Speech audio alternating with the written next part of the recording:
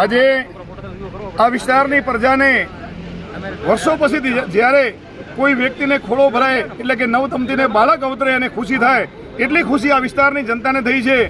ખૂબ ખૂબ આભાર ભારતીય જનતા પાર્ટીનો અને અમારા યુવાન અને લોકપ્રિય લોકસેવા એવા શંકરભાઈ ચૌધરી સાહેબનો કે જેમણે રાહને તાલુકો બનાવ્યો. એટલે આ વિસ્તારનો સર્વાંગી વિકાસ થશે. પ્રજાને જે અહીંથી પાવડાસણ જેને 35 કિલોમીટર પડે, ખેરવાડા બેવટા જેને થરાદ 40 કિલોમીટર પડે, એ લોકોને 10 થી 15 કિલોમીટરના અંતરે રાહની અંદર તમામ પ્રકારની સરકારી સુવિધાઓનો લાભ મળશે, જેથી જનતાનો સમય અને નાણાં બંનેનો બચાવ થશે અને પ્રજા અહીંયા આ વિસ્તાર પણ સુખી થશે.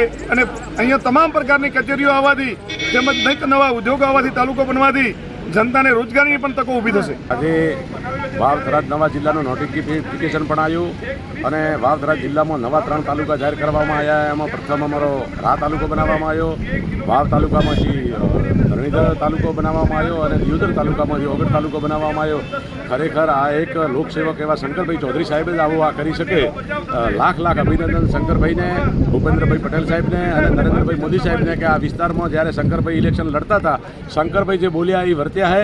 અને હજી અહીંયા અમે અઢળક આજ છેલ્લા 5 દિવસથી અહીંયા જે વરસાદના આટલા અતિવૃષ્ટિના કારણે જે તોફાન થયું, નુકસાન થયું, એમાં ઘાસચારો હોય કે તળાવો ભરવા માટેની પાઇપલાઇનો અહીંયા અઢળક એવી વ્યવસ્થા કરી છે. ખરેખર શંકરભાઈ સાહેબના ભગવાનને પ્રાર્થના કરો કે એમની તાકાત વધે, એમને આયુષ વધે અને એ બહુ શક્તિશાળી બને એવી ધરણીધર ધીમાને પ્રાર્થના કરો. અસ્તુ ભારત માતા કી જય, વંદે માતરમ.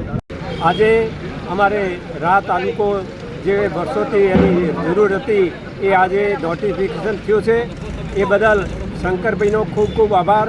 અમારે થરાદ અહીંથી 30-40 કિલોમીટર દૂર પડતું હતું, એ હવે રા ઘરાઓને અમને બધી સરકારી સુવિધાઓ મળશે.